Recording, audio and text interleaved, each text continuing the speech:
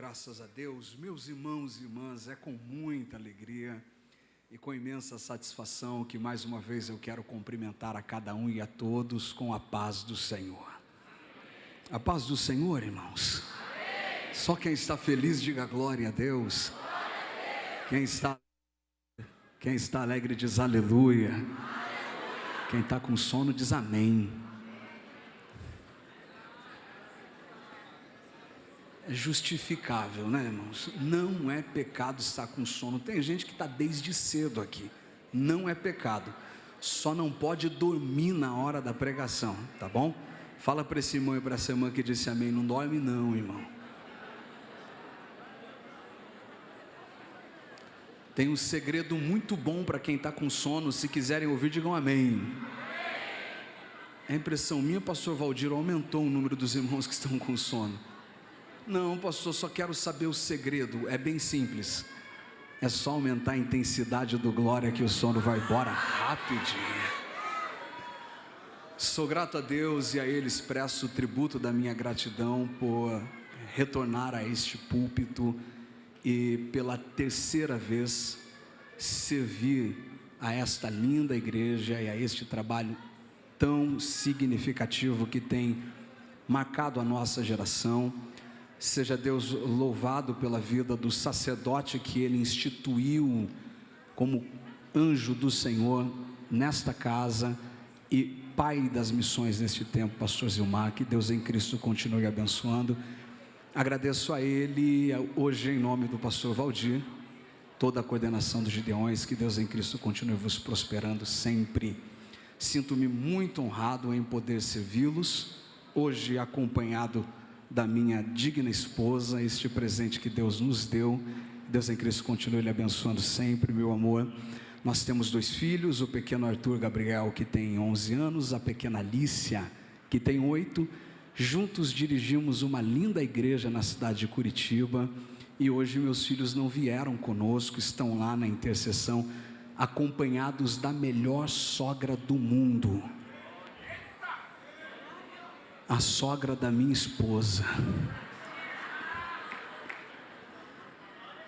Brincadeiras à parte, porque minha sogra também está me acompanhando. Um beijo do coração da minha mãe, do meu pai, da minha sogra. Que Deus abençoe sempre. A todos os nossos amigos, irmãos, irmãs que estão intercedendo por nós, são centenas de mensagens que recebemos. Alguns vieram presencialmente de Curitiba, a igreja onde servimos, cidades próximas e por todos os lugares onde temos passado. Seja Deus louvado pela vida de todos os nossos irmãos e irmãs que estão aqui. Sinto hoje o peso desta significativa responsabilidade, não apenas por pregar neste púlpito, que é um púlpito para a nossa nação, mas por representar centenas e milhares de jovens, obreiros, moços e moças, que Deus tem levantado para este tempo e que talvez ainda não estiveram debaixo desta graça de aqui estar, mas hoje quero representá-los debaixo desta mesma ousadia, desta mesma unção, me considerando apenas um improvável que Deus escolheu. Aonde estão os improváveis aqui nesta tarde? Quem trouxe Bíblia, eu quero que por especial gentileza você encontre comigo o Evangelho de Jesus Cristo, segundo escreveu o evangelista Mateus.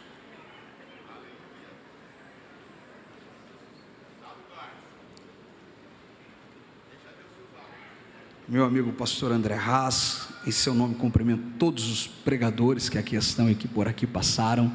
Que Deus em Cristo abençoe a todos.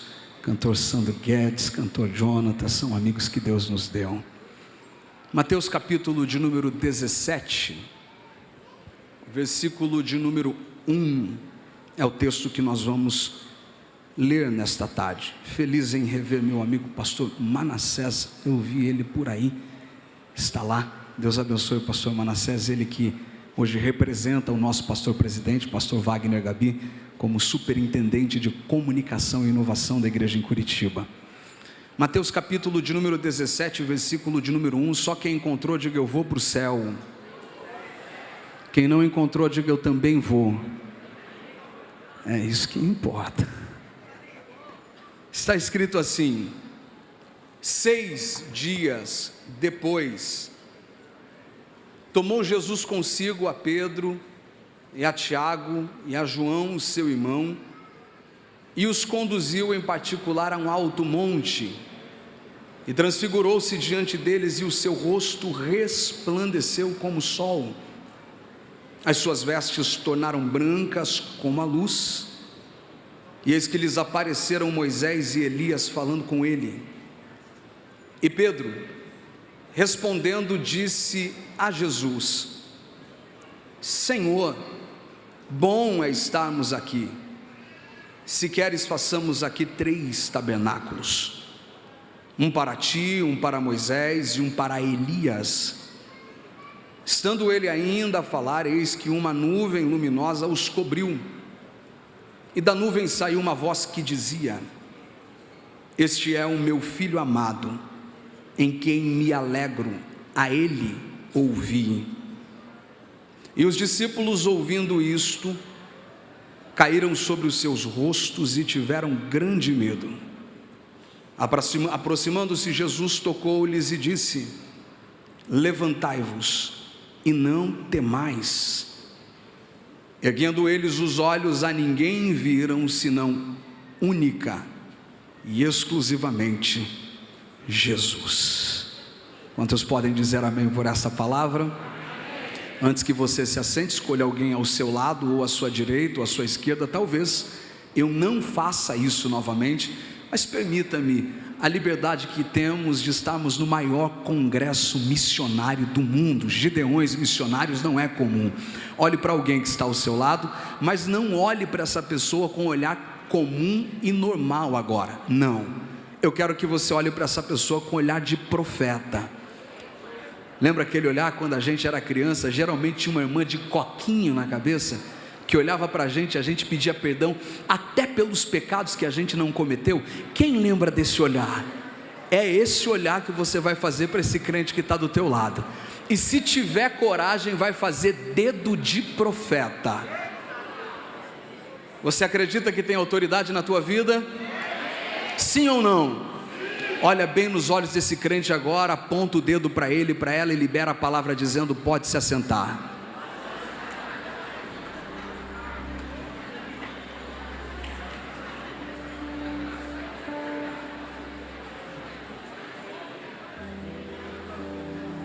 Agora você olha para ele com aquele olhar de espanto e diz assim: vejo que tu és profeta. Levante seu rosto, me dê de presente a sua atenção. Eu prometo que serei muito objetivo, mas fiel àquilo que o Espírito de Deus impartiu ao meu espírito para compartilhar com esta linda igreja que se reúne para celebrar a Deus um culto de adoração e também receber esta conscientização missionária.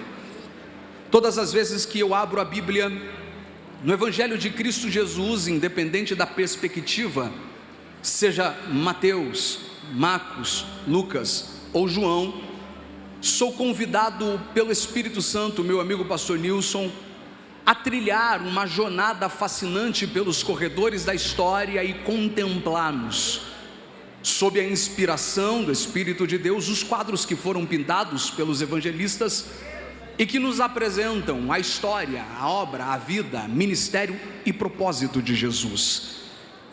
É inquestionável a certeza que temos ao contemplarmos estes quadros, que tudo o que Cristo fez marcou de forma extraordinária, com experiências gloriosas. É óbvio que essas experiências não são promovidas ou proporcionadas apenas para aqueles que estavam próximos a si, muito pelo contrário, todos os que por ele passavam eram de alguma forma tocados. Contudo, é exatamente para aqueles que estavam mais perto que as experiências são maiores. É para aqueles que estão mais próximos que o nível das revelações são mais intensos. E é impossível não perceber isso quando Cristo resolve inaugurar uma escola apostólica, chamando 12 discípulos para com ele caminhar, uma escola do reino que estava dando início a este novo organismo vivo que por ele seria instaurado na terra. Para estes 12 discípulos, Deus proporciona níveis de experiências extraordinários. Eu fico imaginando como seria o privilégio de integrar esta escola apostólica, meu amigo pastor Caio. Como seria o presente de caminhar ao lado do bom mestre e todas as manhãs ser proporcionado a oportunidade de conhecer, ouvir e sentir aquilo que ninguém jamais imaginou ver, ouvir e sentir. A cada manhã as conversas em um café de manhã seria: o que será que Cristo vai fazer hoje? Qual será um milagre que nós iremos contemplar, o que iremos receber dele, pastor Rodrigo Sino, meu amigo? A pergunta era: o que é que ele vai fazer? Porque o que ele fez ontem foi tão extraordinário que eu tenho certeza que o que ele vai fazer hoje será maior. Se nós convidássemos qualquer um dos apóstolos para aqui pregar na tarde deste domingo, eles com certeza se lembrariam das experiências extraordinárias, como por exemplo o dia em que Jesus estava deixando Jericó e de repente alguém no meio do caminho começa a gritar, pastor Admilton, meu amigo: Jesus, filho de Davi, tem misericórdia de mim. Enquanto alguém gritava, a multidão dizia: não adianta gritar, não adianta suplicar, o mestre não vai te ouvir. E eles, ao ouvirem aquilo, perceberam que a surpresa de Cristo aparece porque Cristo para ouvir o clamor de quem precisa. O dia em que Cristo chamou o cego para ir até ele, a pergunta dele foi: o que queres que eu te faça? E o cego disse: que eu volte a ver.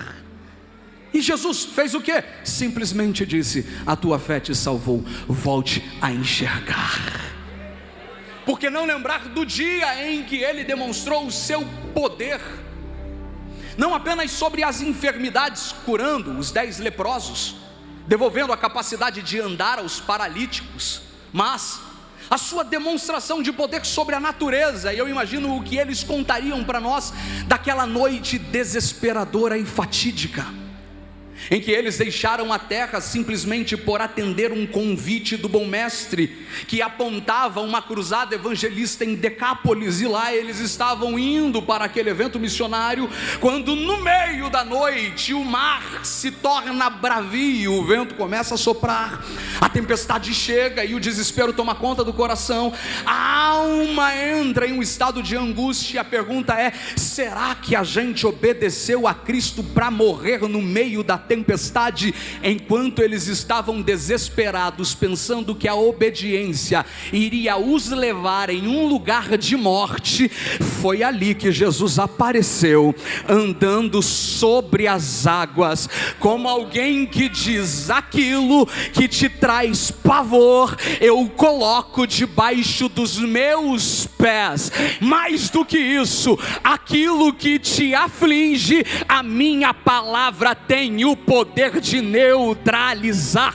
Acalma-te, vento, aquieta-te, mar. E o que aconteceu, pastor? A tempestade desapareceu, e nós descobrimos que o nosso Senhor tem poder no céu, na terra, no mar, no vento. Ele tem poder em todos os lugares. Eu sinto graça para pregar. Eu preciso saber se tem alguém que acredita nesta verdade. Se tem alguém que crê, levante uma de suas mãos aos céus. Eu preciso liberar uma palavra profética, pois estou pregando para pessoas que entraram debaixo de sentenças terríveis, de crises gigantescas, e Satanás se levantou para tentar gerar o medo e a preocupação no teu coração. E a sensação, ao chegar no domingo de encerramento do 41º Congresso dos Gideões Missionário, a tua tua pergunta foi: Senhor, eu te obedeci até aqui para morrer na tempestade, porém, na tarde deste domingo, quem segura a tua mão é o próprio Deus, para te dizer que quem obedece não morre na crise. O teu Deus te trouxe aqui para te mostrar que Ele é o Deus do ar, Ele é o Deus da água, Ele é o Deus que manda na terra.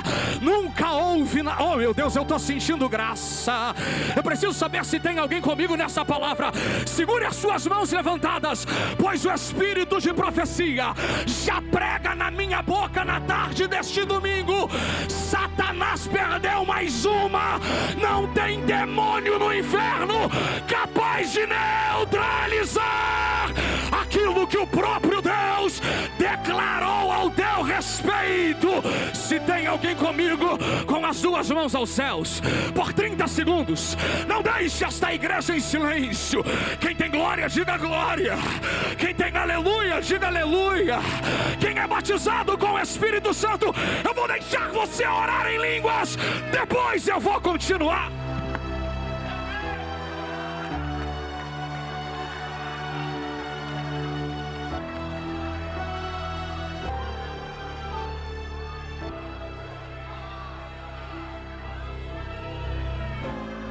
Pega na mão de alguém que está à sua direita, me ajude a pregar.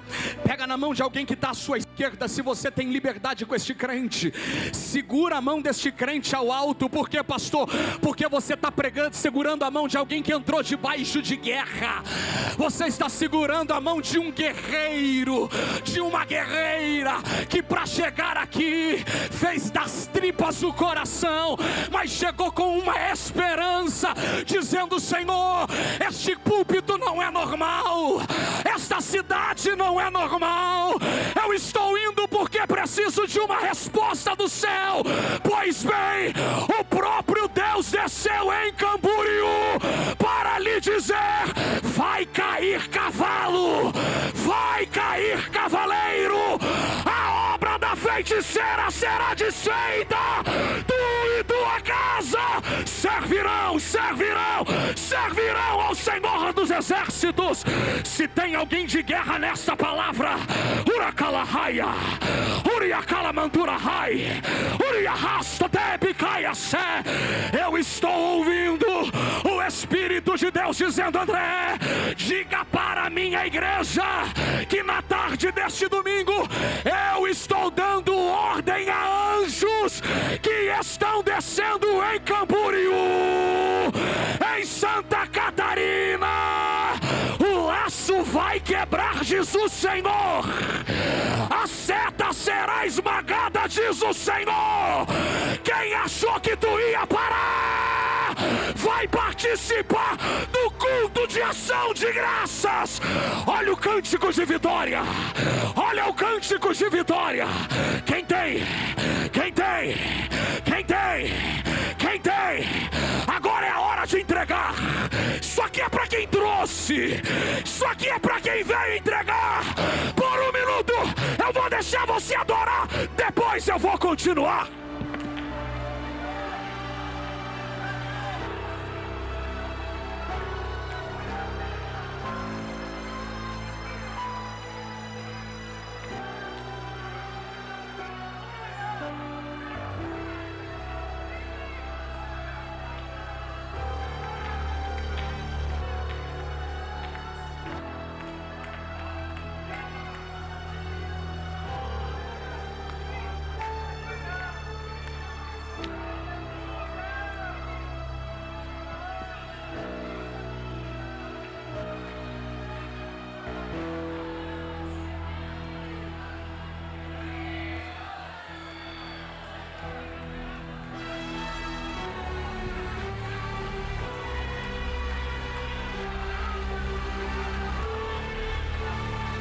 Nobres companheiros, sejam renovados pela autoridade do céu nesta tarde. Nobres pastores, sejam renovados pela autoridade dos céus nesta tarde. Deus nos reúne para derramar uma apoteose de glória no pavilhão. Kiribahas, Uriakala você já começou a encher ali. Pega, pega, pega, pega. Os céus se abriram sobre o pavilhão. Dons espirituais começam a descer aqui agora. Quem acredita, pega. Palavra de sabedoria, pega. Discernimento, pega. Operação de maravilhas, receba a glória dele agora.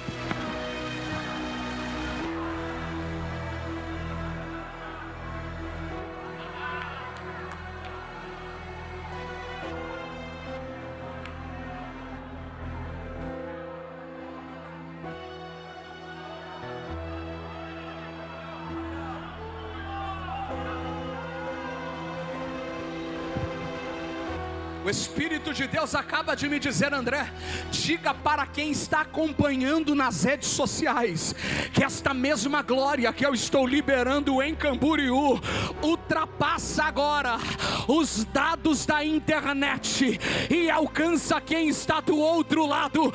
Deus vai começar a curar agora.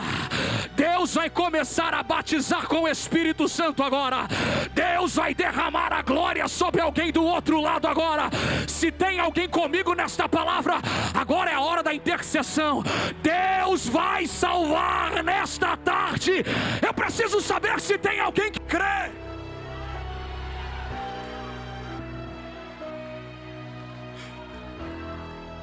Meu amigo pastor Lucas, experiências extraordinárias. E nós poderíamos passar horas aqui, meu amigo Edson, cantor Maicon Tocha, meu irmão, falando das experiências que Cristo proporcionou para os seus discípulos. Poderíamos nos lembrar dos encontros que ele teve com a morte, do dia em que ele venceu a morte na casa de Jairo, pastor Elias. E alguém diz, pastor, mas ela acabou de morrer, então a batalha seria mais fácil. Ele diz, não, vamos deixar para a próxima. Vamos contar o dia que ele venceu a morte na porta da cidade de Naim.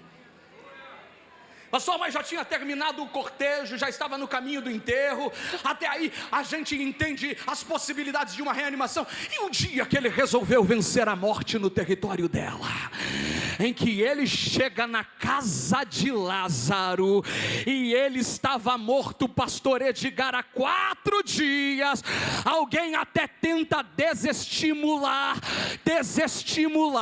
desanimar, dizendo, Senhor, já cheira mal. Ele diz, isso não é um problema para mim. A única coisa que eu quero que vocês façam é tirar a pedra, porque ressuscitar Lázaro, esta é a minha missão. Eu sinto graça aqui nesta tarde. Contudo, apesar das inúmeras experiências proporcionadas para os seus discípulos, o capítulo de número 17, o capítulo que nós acabamos de ler, é, sem sombra de dúvidas, a maior experiência. Enquanto eu estou pregando, você é um leitor ávido, cuidador da Bíblia Sagrada, está dizendo, pastor, o senhor contou sobre os milagres que Jesus operou curando enfermos, sobre a sua demonstração sobre a natureza com o seu poder, sobre a autoridade que tinha, inclusive, sobre a morte. O senhor também poderia ter falado de como ele submeteu os espíritos imundos à sua autoridade, sem a necessidade de mapear o território espiritual, para saber aonde estava a potestade daquela região. Na verdade, quando ele chegava, era a potestade que tinha que se apresentar para ele. O senhor poderia falar sobre tudo isso, e ainda assim afirma que o capítulo de número 17 é a maior experiência? Sim, prove, vou provar. Isso aqui é para quem gosta de Bíblia. Eu quero saber os crentes que amam a palavra de Deus, se já estão aqui nesta tarde. É por isso que a gente gosta de Gideões. Pega na mão desse crente que está do teu lado e diz para ele, aqui tem palavra, mas aqui tem poder. Aqui tem poder e também tem palavra. O que marca o congresso dos Gideões é a profundidade da palavra, revestida pela glória do Espírito. Eu preciso saber se tem alguém comigo nesta tarde. Por que, pastor? Primeiro, O capítulo de número 17 apresenta uma síntese do passado.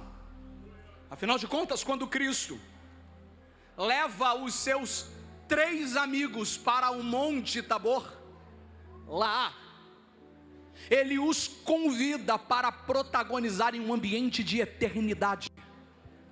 Prova disso que quem vem para a conversa é Moisés e Elias. E é interessante, olhe para cá, que Moisés e Elias não conversam com Pedro, Tiago e João, conversam com Jesus. Meu amigo diácono irmão Antônio, nobre companheiro que serve na igreja que pastoreamos, é Jesus quem está conversando com eles. E aqui eu provo que é um ambiente de eternidade, porque Pedro, Tiago e João não tinham o Facebook de Moisés, o Instagram de Elias, não tinha foto no Google dos profetas. Como é que eles descobrem? Por que, pastor Gesiel? Porque na eternidade nós conheceremos. É por isso que nós acreditamos que lá veremos Abraão, Isaque, Jacó. Ouvimos o pastor Marco Feliciano ministrando com tanta graça na noite de ontem, um grande amigo e líder, dizendo que quando chegar lá vai querer dar um beijo na bochecha de Maria e dizer obrigado por ser corajosa, porque lá nós iremos conhecer como somos conhecidos. Aquele ambiente de eternidade acontece primeiro porque Cristo está provando para os seus discípulos que Ele é o centro de tudo o que a velha aliança carrega. Até porque Moisés representa a lei, Elias representa os profetas, Jesus está no centro, porque tanto na lei como nos profetas Ele é o centro. Ele é o propósito principal. A lei falou sobre Ele, mas os profetas também falam sobre Ele. Ou seja, Ele é a centralidade de tudo que veio antes. Porém, aqui nós temos também um protótipo do céu. Diga para quem está do seu lado, um protótipo do céu. Diga com vontade, chacoalha a mão dele para ele não dormir. Ele disse que estava com sono. Diga para ele, um protótipo do céu. Pergunte agora por quê. Pergunte mais forte por quê. Porque aqui, igual ao céu, terão 2 públicos que irão povoar a eternidade. O primeiro, representado por Moisés. Por que, pastor? Gente que andou com Deus, caminhou com Deus, se moveu enquanto a nuvem se movia, parou enquanto a nuvem parava, cresceu debaixo de promessas, meu amigo cantor Cleverson, cresceu debaixo de esperanças. Meu amigo Samuel aprendeu o que é viver uma vida com Deus, caminhar na presença de Deus, e durante todo este período esperou a terra da promessa. Porém, não chegou a ver a terra prometida em vida, porque a morte o levou antes. No céu, o primeiro grupo que estará lá é aqueles que morreram esperando a promessa.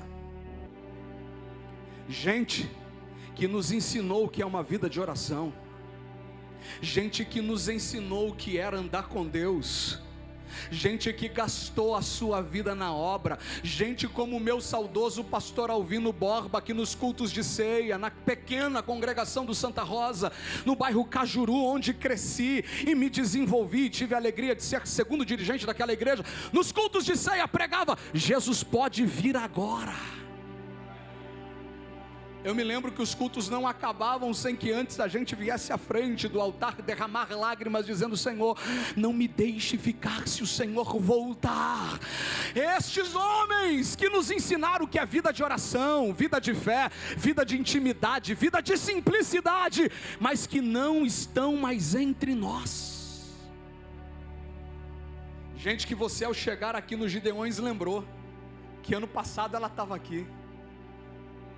Ano passado ele veio com você, e esse ano não está mais, porém no céu eles já estão, pastor Elaine, nos esperando para o dia da vitória. O primeiro grupo, é por isso que eu gosto da Bíblia, porque a nossa esperança é viva, e a nossa certeza é que a morte não é um ponto final nas nossas alianças e encontros terrenos, porque tem gente que andou com a gente aqui, orou com a gente aqui, chorou com a gente aqui, e faz muita falta aqui, mas está na glória dizendo: fica em paz, eu já venci, daqui um pouquinho você vai vencer também. Gente que já está nos esperando. Eu preciso saber se tem alguém que acredita nisso.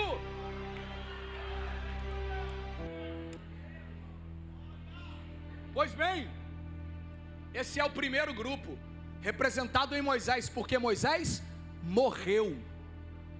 Mas tem um segundo grupo, que não é representado em Moisés, mas em Elias. Gente que também andou com Deus, gente que também eu estou sentindo graça e já teve alguém que pegou.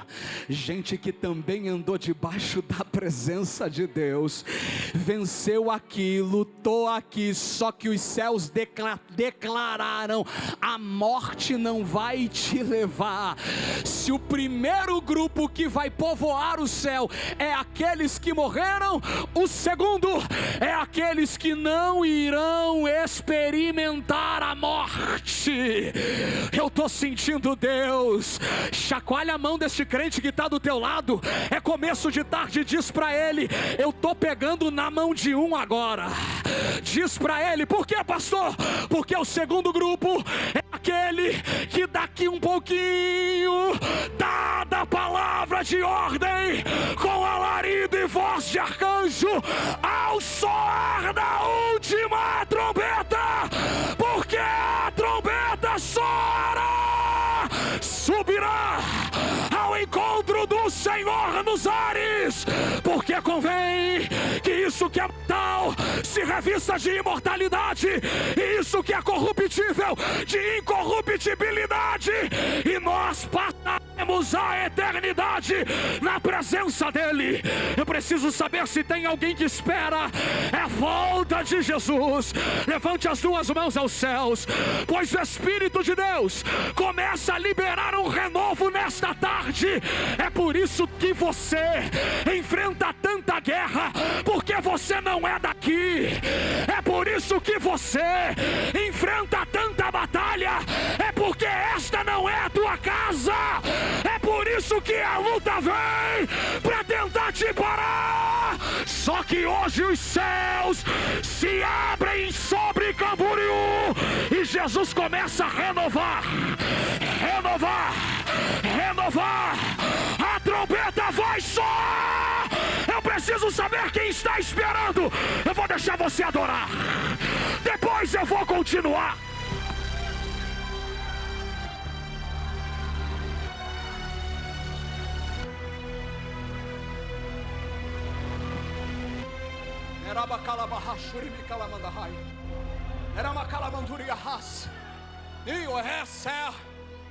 Nosso lugar é o céu.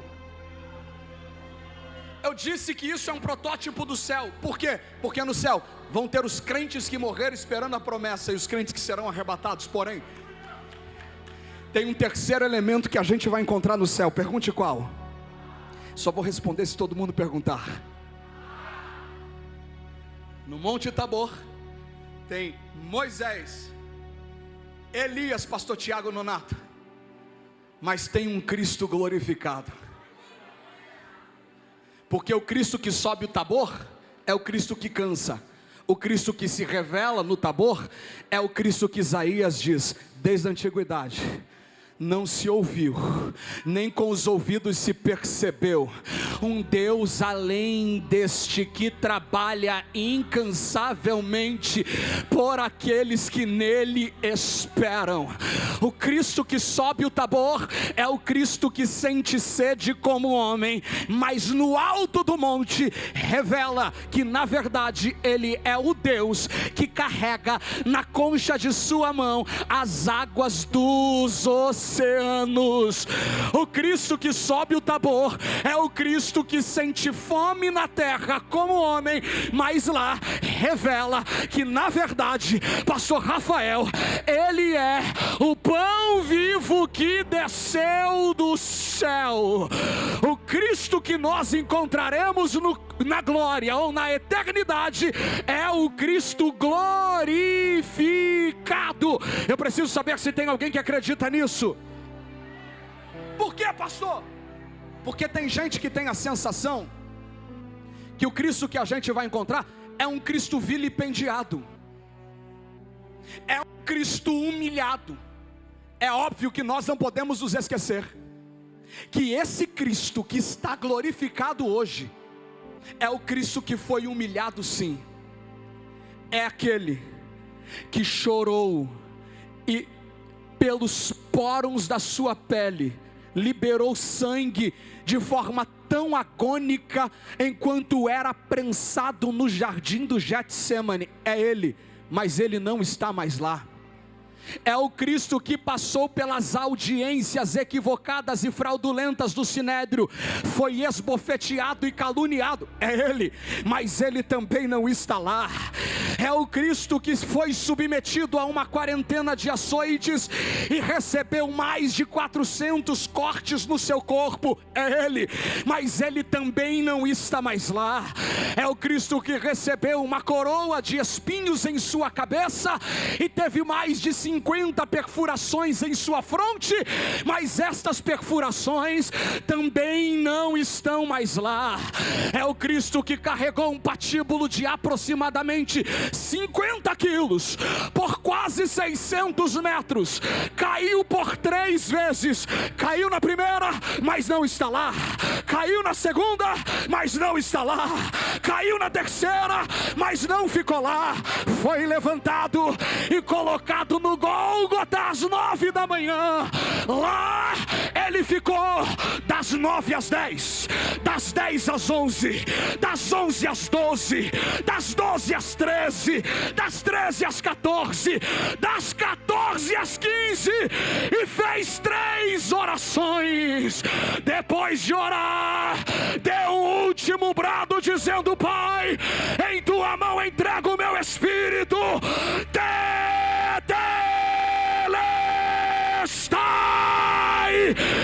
Está consumado.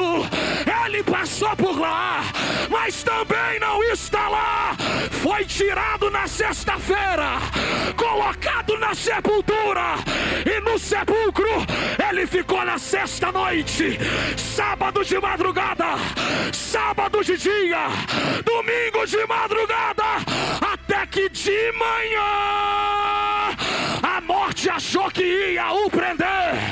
Mas onde está a morte? A sua vitória. Tragada foi a morte na vitória. Ele deixou a sepultura, a pedra do sepulcro foi removida, ele ressuscitou. Eu preciso saber se tem alguém que crê. Só quem crê, só quem crê, só quem crê. Levante as duas mãos aos céus para quem acredita. Se ele passou por lá e não está mais lá, pastor André, prove aonde ele está. É ele quem diz: aonde estiverem 2 ou 3. Enquanto os gideões adora, o Cristo das mãos furadas caminha no pavilhão e vai começar a tocar alguém aqui agora. Agora, receba, receba, receba, receba. Já começou. Eu vou deixar você adorar, depois eu vou continuar.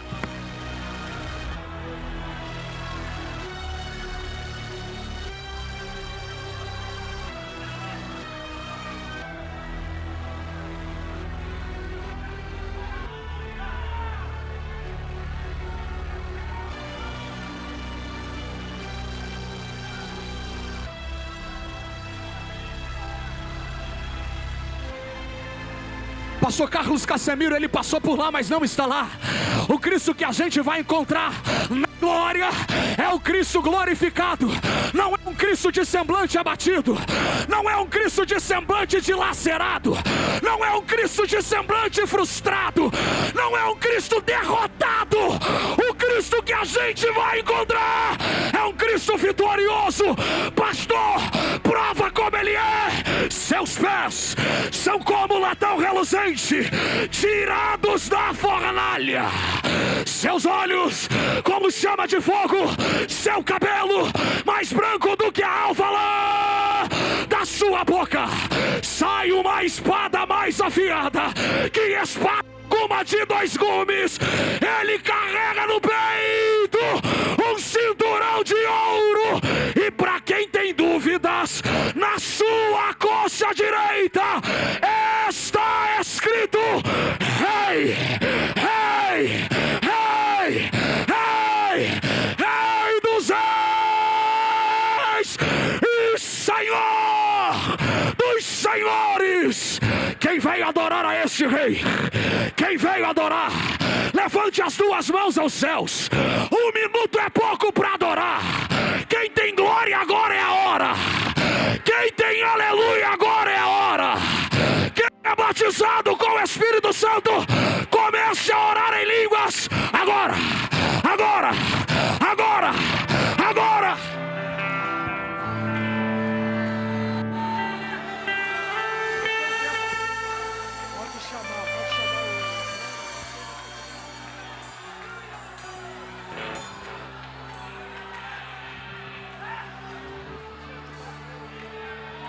Os céus estão abertos sobre o pavilhão. O Cristo glorificado está aqui. É por isso que ninguém para essa obra. É por isso que ninguém neutraliza essa obra. É por isso que ninguém para a chama missionária. Porque quem acendeu a chama não está morto. Está vivo. Está vivo. Está vivo. Está vivo. Está vivo. Está vivo. Está vivo. Ele vive. Ele vive, ele vive, queira o diabo ou não, ele vive.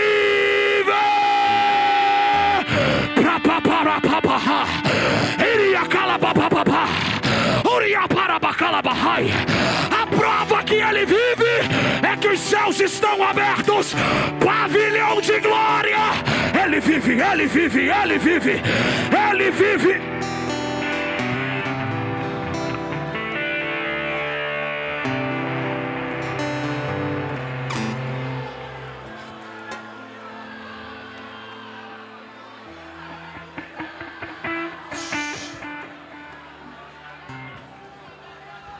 Pela orientação do nosso pastor, eu quero orar. O cantor Jonathan se prepara. Aqui é a maior experiência, porque além do passado e do futuro, aqui ele revela que é a Deus no presente. Sabe que o Espírito de Deus ministrou o meu espírito? Está chegando a hora das revelações extraordinárias voltarem a acontecer entre nós. Eu vou repetir isso aqui para quem crê. Está chegando a hora das revelações extraordinárias voltarem a acontecer entre nós. Gideões missionários moveu o mundo, não pela beleza da oratória de quem prega. É óbvio que a oratória de quem prega é bela e a gente gosta. Gideões missionário moveu o mundo, não pela melodia, sintonia, sinfonia de quem canta.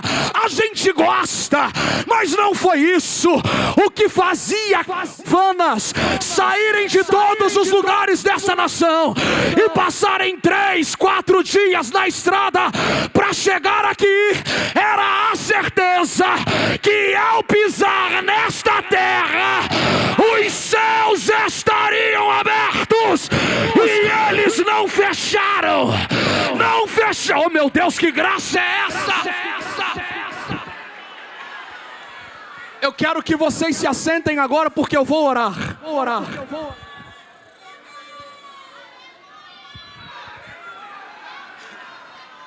Eu quero saber aonde estão aqueles que não são batizados com o Espírito Santo.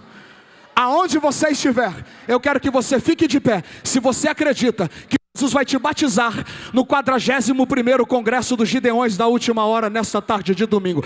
Só quem quer ser batizado com o Espírito Santo, fique de pé, aonde você estiver.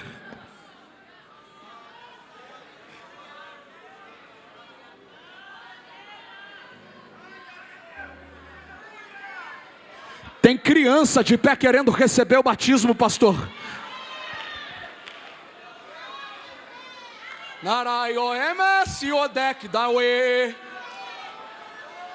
Aonde tiver uma irmã querendo receber o batismo, eu quero uma irmã batizada do fogo, da guerra, da marcha, para abraçar ela agora. Aonde tiver um irmão querendo receber o batismo, eu quero um irmão do fogo, da marcha, da guerra, para sair do teu lugar e abraçar ele agora. Irmã abraçando irmã, irmão abraçando irmão, correndo. Aonde tiver alguém do teu lado, abraça ele. Se tem alguém querendo receber, eu quero alguém que é batizado para abraçar essa pessoa agora, e nós vamos orar. Já abraçou? Traz aqui para frente correndo.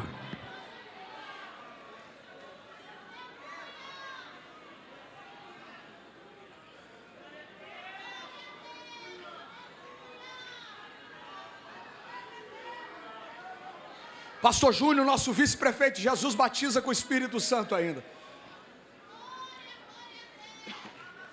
Correndo, correndo.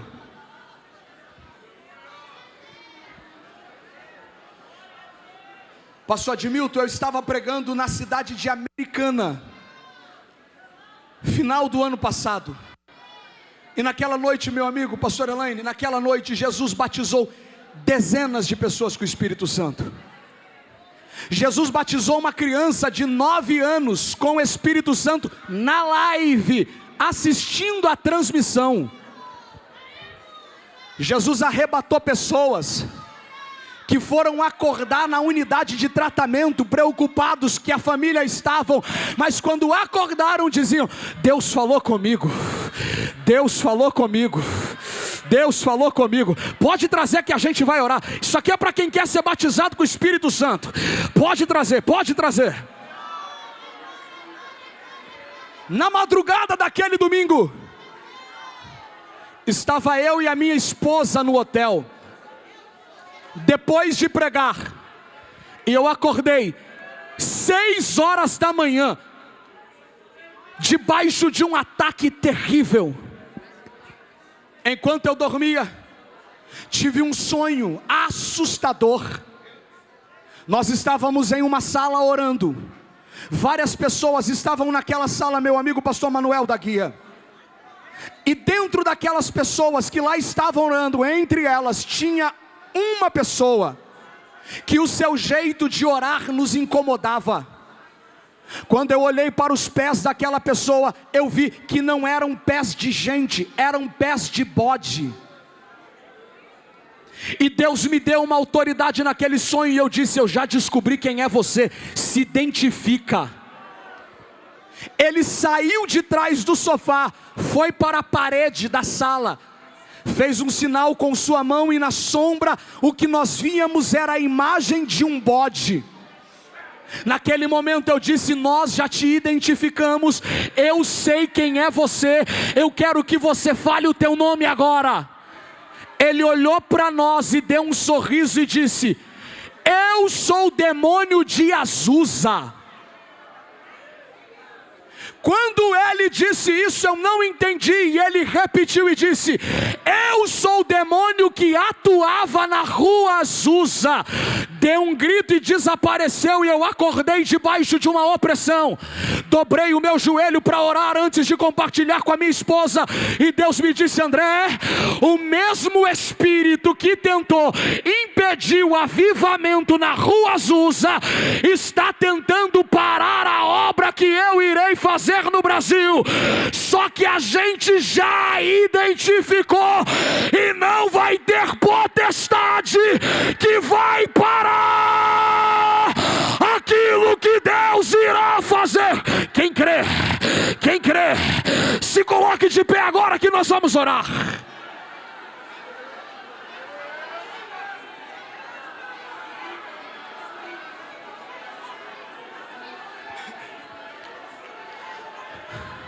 Aqueles que querem ser batizados com o Espírito Santo, Deus hoje libera sobre vocês. Já tem gente arrebatada aqui. Deus hoje libera sobre vocês a ousadia, a autoridade, a graça. Hoje vocês vão sair daqui, meu amigo Gugu, falando em línguas estranhas.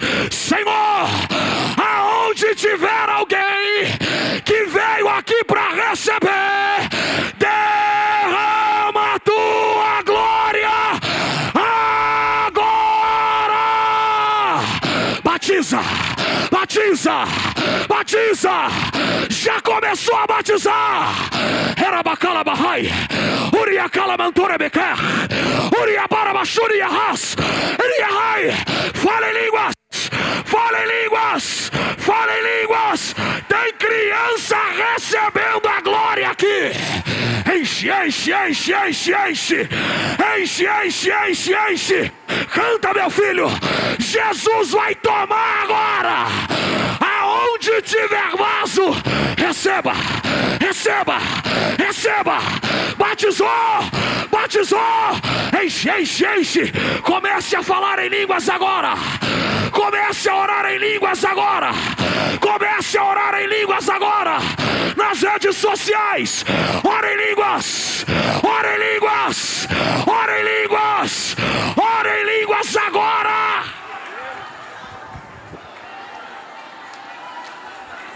Olha isso aqui, pastor Valdir. Tem criança marchando aqui. Olha isso aqui.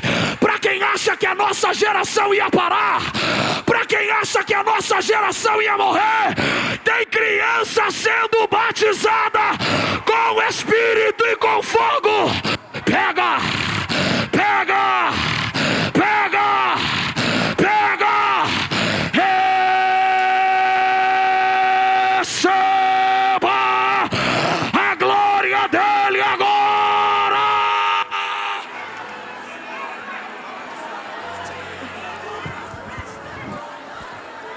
Libera o instrumento do Jonathan. É isso, Jonathan? Libera o instrumento, por gentileza, que ele vai cantar. Jesus começa a curar alguém aqui agora. Se você crê, abrace alguém que está do teu lado. Se você tem liberdade, comece a orar por ele agora. Ore por ele. Batizou as duas. Jesus batizou a segunda criança, que já está profetizando aqui. Filma isso, Gideões. Eleia Ras. Uia calapapapá. Ia para Bacai, Uria Calabadai, Uria Calacé. Tem criança que Jesus batizou para profetizar. Pega, pega, pega, pega, pega, pega.